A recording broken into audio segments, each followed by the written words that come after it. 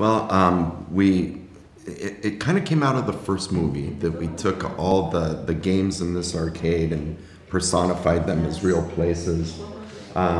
So in order for the story to work, we thought it needs to feel like that these characters that we know, these two friends, needed to go to this big city, from their tiny little town. So we did lots of research on server farms, that house the actual internet all over the world.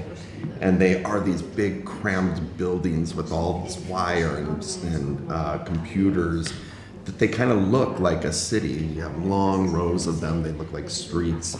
And we thought that we could turn this into a place that feels like a place that you could actually walk around in.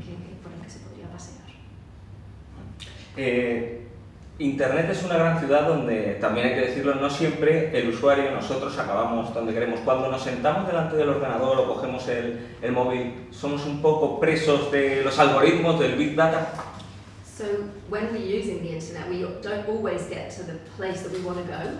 Are we sometimes kidnapped by the algorithms who send us to a place like with big data, send us from one to another? Yeah, I think you just came up with the third Wreck-It Ralph. Someone gets kidnapped by an algorithm and ends up in the darknet or something. That's a pretty good idea. Pero ¿somos realmente libres o alguien está guiando nuestros pasos desde fuera cuando estamos conectados? But are we free to make our own choices, or is there someone who's guiding us actually when you're surfing the web? In our movie, there's a human being in the real world moving around the little user. So the users, the ones with the little square heads, actually move like a mouse, like their heads. They lead with their heads as if they're being controlled by a mouse. So their movements are more robotic because they're being controlled by a human being. But then the algorithms, the characters like Yes or Knows More or Shank, have free will in the internet. We call them the netizens, and they're the ones who live inside the internet. Quería que hablásemos ahora un poco de la gran influencia que tiene Internet sobre los niños, los adolescentes, los más jóvenes. ¿Creéis que están lo suficientemente protegidos de todo lo que les llega a través de la red?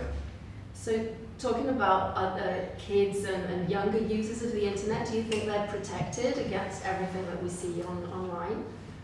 Are they protected from, well, I mean, they do talk about, the internet is the Wild West, so I think it's kind of up to the individual. I know with my family, when my kids were young, I would kind of monitor what they were doing on the internet because, I don't think that there's internet police, that are watching them.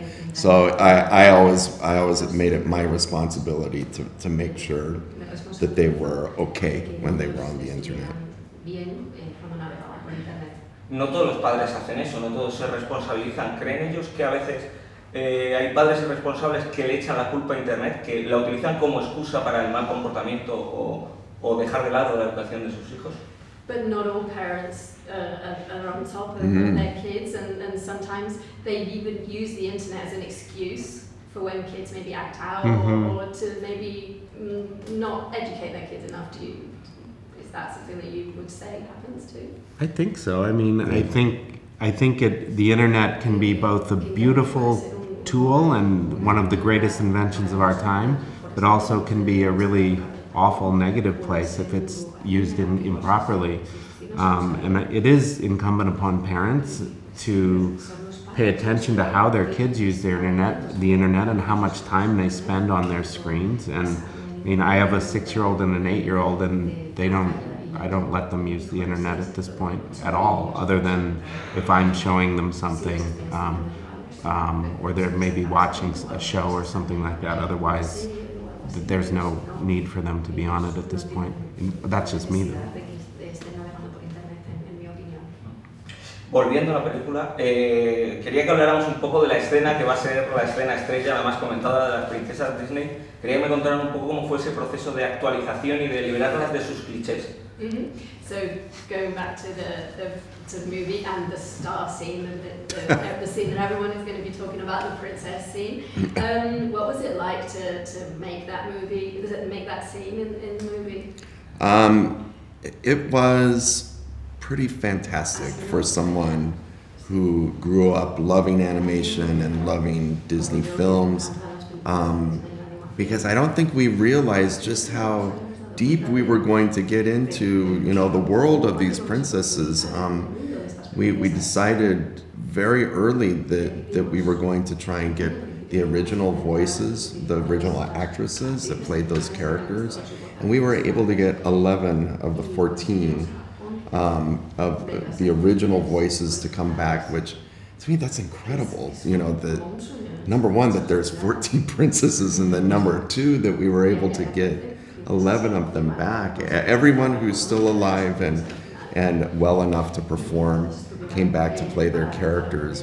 And we got to meet them, we got to introduce them to the animation staff, artists that grew up with these characters and were inspired by their films to become animators, and here they are meeting the actresses that gave them voice. I didn't imagine when we make movies like this, you never imagine where it's going to take you, you know, on the journey. And that was a part that I could never, ever imagine that we would be facilitating, but it was awesome. Y ya para terminar, ya que la especialidad de Ralph es demoler, es derribar, ¿qué haría Ralph si finalmente el muro de Trump se levanta? So seeing this Ralph he's break stuff.